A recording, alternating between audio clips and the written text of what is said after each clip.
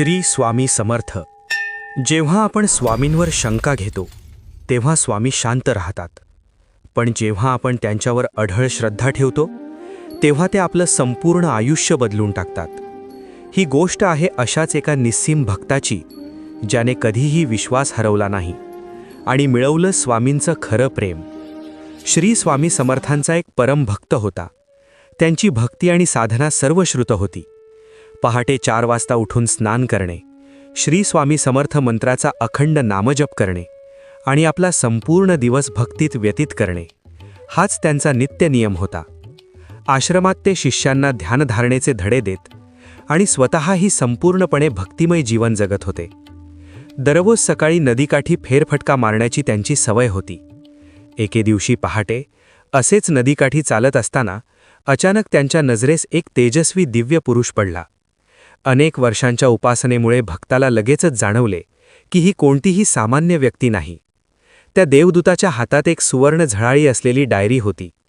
भक्त तत्काळ त्यांच्याजवळ गेले, साष्टांग नमस्कार घातला आणि अत्यंत नम्रपणे विचारले, माझे मन सांगतंय की ही कोणतीही सामान्य डायरी नाही, यात काय दडले आहे?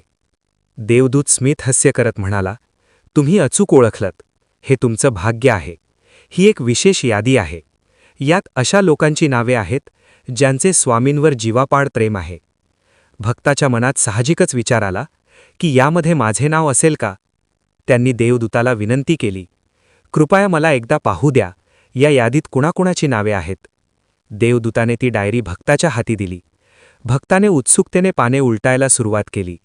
नावे वाचत गेले, पण आश्चर्याची गोष्ट म्हणजे त्या संपूर्ण डायरीत त्यांचे नाव कुठेच नव्हते. कुणी सामान्य माणूस असता तर खचून गेला असता, पण ते भक्त शांतपणे हसले.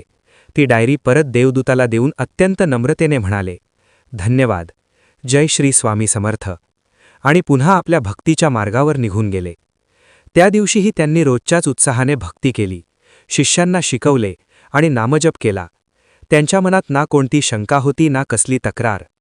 दुसऱ्या दिवशी सकाळी फेरफटका मारताना पुन्हा एकदा तोच देवदूत त्यांच्या समोर आला. भक्ताने पुन्हा त्यांना नमस्कार केला आणि ते शांतपणे पुढे जाऊ लागले.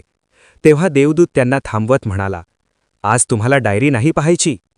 भक्त अत्यंत शांतपणे म्हणाले, नाही प्रभू, आज काहीही पाहण्याची गरज नाही. माझ्या भक्तीवर आणि स्वामींवर पूर्ण विश्वास आहे. पण देवदूताने आग्रह केला, एकदा तरी पहा. भक्ताने डायरी उघडली आणि पहिल्याच पानावर अगदी सुवर्णाक्षरात त्यांचेच नाव झळकत होते. भक्त आश्चर्यचकित झाले. ते भारावून जाऊन म्हणाले, काल तर माझे नाव यात नव्हते आणि आज ते सगळ्यात वर कसे? देवदूत अत्यंत शांतपणे आणि प्रेमळ हसत म्हणाला, कालची डायरी वेगळी होती. त्यामध्ये अशा लोकांची नावे होती जे स्वामींवर प्रेम करतात, पण आजची ही डायरी त्यांची आहे ज्यांच्यावर स्वतः स्वामी प्रेम करतात. हे ऐकताच भक्ताचे हृदय भरून आले. डोळ्यातून भावाश्रू वाहू लागले. ते जमिनीवर नतमस्तक झाले. हात जोडून म्हणाले, हे स्वामी, काल जर मी तुमच्यावर शंका घेतली असती, रागवलो असतो, तर कदाचित आज तुमचं हे अपार प्रेम मला मिळालंच नसतं. पण माझा विश्वास अढळ राहिला, म्हणूनच आज तुमच्या यादीत पहिलं माझं नाव आहे. मित्रांनो, ही गोष्ट फक्त त्या भक्ताची नाही, ही गोष्ट आपल्या सगळ्यांची आहे.